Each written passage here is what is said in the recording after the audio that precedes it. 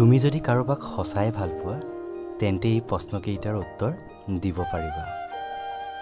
তুমি কি তেওঁৰ মেছেজ বাৰে বাৰে পঢ়ানে? তুমি যেতিয়া তেওঁৰ ওচৰত যোৱা তেতিয়া তোমাৰ লাজ অনুভৱ হয়নে? তেওঁৰ কথা চিন্তা কৰিলে তোমাৰ কি হাৰ্টবিট বাঢ়েনে?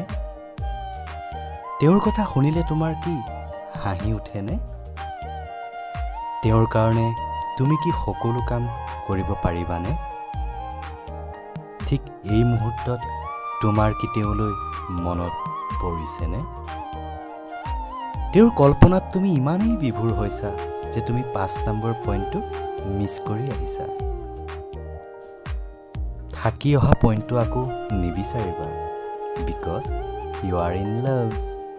যি কথা তুমি তেওঁৰ ওচৰত ক'ব নোৱাৰা সেই কথাটো তুমি কমেণ্টত লিখি দিয়া।